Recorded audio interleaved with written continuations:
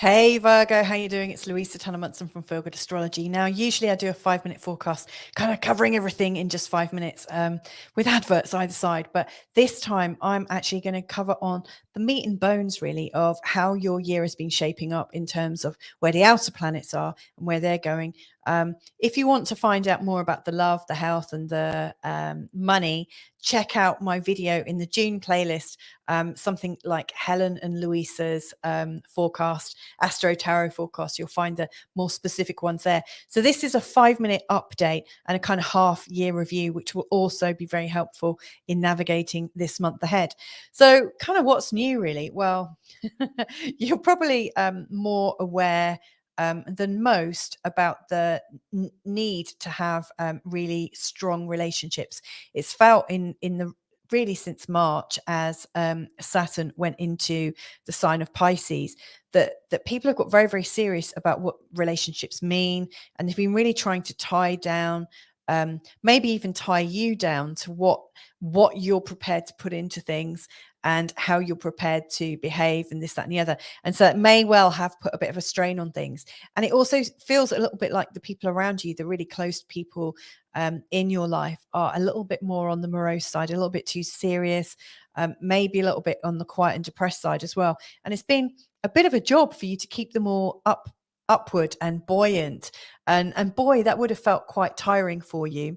At the same time, it's also felt like there's been some really big healing issues going on, in particular in terms of family patterns, possibly even generational patterns, in particular ones that have to do with money and organizing the transfer of funds between people, and how everything gets worked out. It feels like it's creating a lot of pain, and it's almost as if you're just ready to say enough of the family drama. I'm done with that. Can you not see I've had it up to here with everybody right now? One of the best things that's changed in recent times is that you're a lot more transformed, and you are still in a transformational place in terms of how you're organizing your life. So up until pretty much the start of the year, you'd been in quite a creative place, but it was very difficult to put your finger on what it was you were creating. It was like you had this creative energy that you wanted to get out there, and also the frustration that it was probably not going to happen.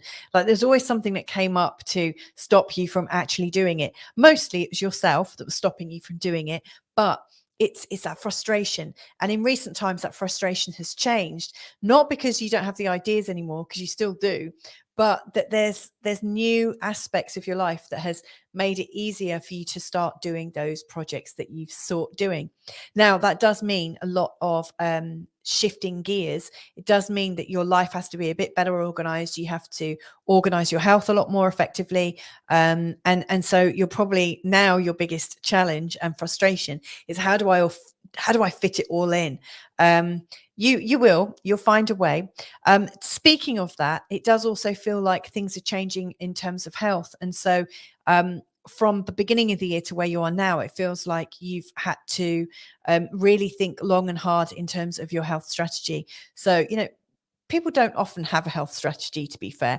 Most people just go through life kind of skipping through the daisies, going tra-la-la, until they actually have an issue with their health. And I think actually in the last few months, things have started to come up, and you started to get very conscious of the fact that maybe these parts do wear out eventually. And so I do think there is some form of healthcare schedule or routine that you might start to integrate, and that would not be a bad thing given the amount of extra work and stuff that you're embarking on right now.